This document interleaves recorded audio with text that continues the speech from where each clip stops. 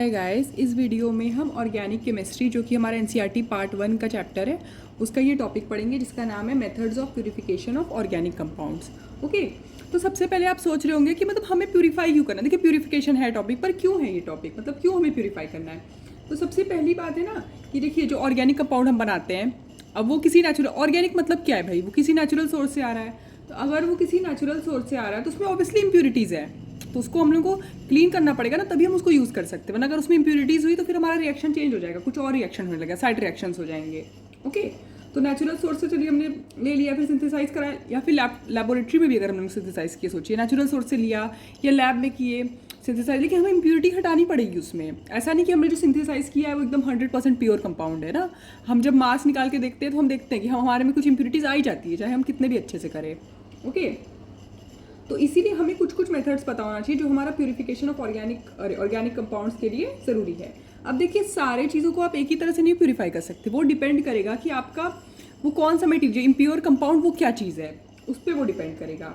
Okay, मतलब उसमें किस तरह का इम्प्यूरिटी है, वो कंपाउंड किस तरह का है, इस पर डिपेंड करेगा। अब आज के वीडियो में हम दो देख लेंगे, एक सब्लिमेशन, एक क्रिस्टलाइजेशन, ताकि वीडियो ज़्यादा लंबा ना हो। फिर उसके बाद हम दूसरे वीडियोज़ में इसको कवर कर लेंगे, फिर ये पूरा टॉपिक कवर कर लेंगे। ओके, तो सबसे पहले जैसे हमने कहा सब्लिमेशन, तो देखिए सब्लिमेशन एक बहुत कॉमन एग्जाम्पल है। आपको पता है नैप्थलीन बॉल, आप सब जानते होंगे, जो हमारी फिनाइल की गोलियाँ होती है ना, हम क्या करते हैं, इसको अपनी अलमारी में रख देते हैं ताकि हमारे कपड़े ख़राब ना हो, नहीं तो कीड़े ख़राब कर देते हैं कपड़ा। तो कुछ टाइम बाद आप नैप्थलीन रखेंगे ना, आप देखते हैं कि नैप्थलीन बड़ा सा था, फिर धीरे छोटा होते होते गायब। कैसे? क्योंकि देखिए वो लिक्विड स्टेट में नहीं जाता। नैप्थलीन का ये प्रॉपर्टी को सबलाइन करता है, मतलब वो सॉलिड से डायरेक्ट क्या होता है, गैस में चला जाता है, लिक्विड स्टेट में नहीं जाता है।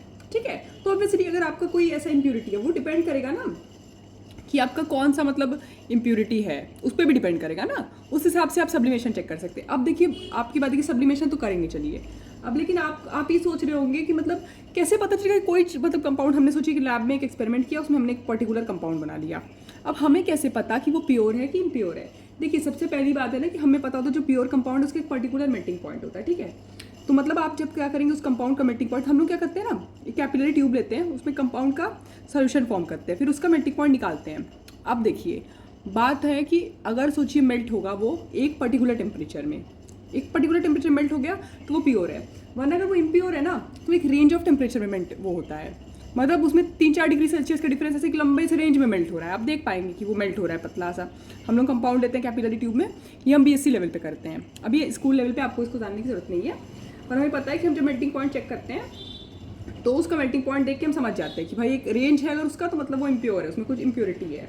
ओके, और वरना शार्प मेल्टिंग पॉइंट होता है, मेल्टिंग बॉइलिंग पॉइंट, ये दोनों शार्प होता है कंपाउंड का अगर वो प्योर कंपाउंड है। ठीक है, तो सबसे पहले देखिए सब्लिमेशन में क्या करेंगे। सब्लिमेशन में ऑब्वियसली ये सब जैसे देखिए नैप्थलीन तो खुद भी वो हो जाता है, पर अगर हीट करेंगे ना तब भी वो सॉलिड से डायरेक्ट गैस में चला जाता है। ठीक है, ये हमारा सब्लिमेशन होता है। तो सब्लिमेशन में आप क्या देखेंगे, अब देखिए सब्लिमेशन आप देखिए तभी कर सकते, ऐसा नहीं कि आप किसी भी कोई भी मेथड यूज़ कर रहे हैं। सब्लिमेशन का मेथड आप तभी यूज़ कर सकते हैं ना जब आपका इंप्यूरिटी ऐसा हो जो सब्लाइन कर जाए।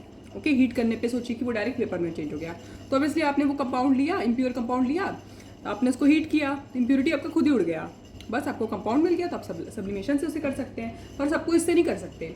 अब एक बहुत इंपॉर्टेंट प्रोसेस, देखिए हम एकदम एनसीईआरटी के बेसिस पे जा रहे हैं, तो हम इसमें थ्योरी नहीं लिखवा रहे हैं, आप एनसीईआरटी से पढ़ सकते हैं, एकदम सेम पढ़ा रहे हैं हम।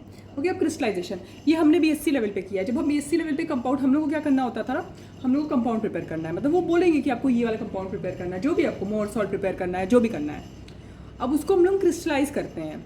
ठीक है, क्यों हम लोग उसको क्रिस्टलाइज करते हैं, प्योरिटी, उसको प्योर करने के लिए, ताकि उसका जो इम्प्योरिटी है वो हट जाए। इसमें देखिए क्या फिनोमेना होता है, मतलब क्या होता है, ये सबसे कॉमनली यूज टेक्निक है। हम लोग इसको सब्लिमेशन तो नहीं करके देखते, ये क्रिस्टलाइजेशन करते हैं। ओके, तो इसमें क्या होता है ना, ये देखिए डिपेंड करता है ना कि सोचिए कि वो जो कंपाउंड है उसका सॉल्युबिलिटी कैसे डिफरेंस है। ओके, इट इज, मतलब आप कह सकते हैं कि it is based on the difference of solubilities of the compound and the impurity in suitable solvent. Solvent आप एक कोई सॉल्वेंट ले लिए, सोचिए उसका, उस पर डिफरेंस क्या होगा, सॉल्युबिलिटी, उस कंपाउंड का सॉल्युबिलिटी और उस इम्प्यूरिटी का सॉल्युबिलिटी, दोनों डिफरेंट होना चाहिए, एक तरह का नहीं होना चाहिए वो, तभी ये इससे आप कर सकते हैं। तो देखिए वो कंपाउंड के हिसाब से होगा, तो वो जो इम्प्योर कंपाउंड है ना, उसको हमें इम्प्योर कंपाउंड, इसमें इम्प्यूरिटी भी है ऑब्वियसली, उसको हम एक सॉल्वेंट में डिजोल्व कर देते हैं, ठीक है। तो वो क्या होता है ना, वो रूम टेम्परेचर में थोड़ा सा सॉल्युबल होता है, और अगर आप टेम्परेचर बढ़ा दें तो वो बहुत अच्छे से डिजोल्व कर जाता है, मतलब वो सॉल्युबल हो जाता है उस सॉल्वेंट में। ये आपको ध्यान में रखना है। यहाँ हम इम्प्योरिटी और कंपाउंड की अलग से बात नहीं कर रहे हैं, वो इम्प्योर कंपाउंड की ही बात कर रहे हैं, ठीक है। फिर हम क्या करते हैं, उसको ठंडा, मतलब हम लोग उसको ठंडा करने देते हैं। जब वो ठंडा हो जाता है ना, तो हमारा प्योर कंपाउंड, प्योर जो क्रिस्टल है वो क्रिस्टल, मतलब वो प्योर कंपाउंड क्रिस्टलाइज हो जाता है, और जो हमारा इम्प्योर सोल्यूशन है वो अलग से फिल्ट्रेट के फॉर्म में आ जाता है। तो कम क्रिस्टल तो हमें मिल जाता है, वो हमारा प्योर कंपाउंड का क्रिस्टल होता है, ठीक है। और जो फिल्ट्रेट होता है, जो नीचे आता है, वो ऑब्वियसली ये फिल्टर पेपर होता है इस तरह से ना, जो यहाँ नीचे जो लिक्विड आती है ना, वो हम लोग हटा, वो इम्प्योर हो जाता है ऑब्वियसली, तो उसको हम हटा देते हैं। अगर सोचिए आपके पास कोई ऐसा कंपाउंड है, मतलब जो कोई इम्प्योर कंपाउंड है, वो एक सॉल्वेंट सोचिए उसमें बहुत अच्छे से सॉल्युबल है और दूसरे में थोड़ा सा सॉल्युबल है, तो उससे भी आप क्रिस्टलाइजेशन बहुत अच्छे से कर सकते हैं इसमें। मतलब इस दोनों सॉल्वेंट का मिक्सचर ले लीजिए, एक उसमें अच्छे सॉल्युबल है, एक कम सॉल्युबल है, इस हिसाब से आप कर सकते हैं। और जो हमारी इम्प्योरिटी है, सोचिए ऑब्वियसली इम्प्योरिटी तो है उस कंपाउंड में ना, तो इस इम्प्योरिटी को हम कैसे करते हैं, एक्टिवेटेड चारकोल। एक्टिवेटेड चारकोल तो आप पैसे भी जानते हैं ना, हम लोग चारकोल मास्क लगाते हैं, बोलते हैं कि फेस पे चारकोल मास्क लगाओ तो इम्प्योरिटी हट जाएगा। तो वो चारकोल मास्क पे भी वो इम्प्योरिटीज़, चारकोल मास्क नहीं, चारकोल पे भी एक्टिवेटेड चारकोल पे भी इम्प्योरिटीज एब्जॉर्ब हो जाता है। अब देखिए, अब अगर आप सोचिए कि आपका क्रिस्टलाइजेशन, मतलब पहली बार आप क्रिस्टलाइजेशन को रिपीट करते हैं, तो हम लोग लैब में क्या करते हैं ना, जनरली एक बार नहीं करते हैं, 2 से 3 बार करते हैं, बार बार उसको क्रिस्टलाइज करते हैं और इसको इम्प्योरिटी को, मदर लिक्विड को फेंकते नहीं है, ओके। उससे हम फिर से बार बार कोशिश करते हैं ताकि कुछ वेस्ट ना हो, वरना ऐसा ना हो कि कंपाउंड हमें प्योर, क्योंकि हम लोग से गलती हो जाती है, हम लोग कई बार कुछ गड़बड़ कर देते, टेम्परेचर कभी लो रख दिए, कुछ कर दिए, तो हम लोग को बार बार करके देखना चाहिए ताकि क्या वेस्टेज ना हो, वरना हमारा यील्ड क्या होगा, कम आएगा, ओके। तो इस तरह से आप क्रिस्टलाइजेशन करते हैं। तो बाकी हम लोग देखेंगे, आज वीडियो आ गया 6 मिनट का, तो इसके बाद हम लोग बाकी 3 नेक्स्ट वीडियो में देखेंगे। Thank you.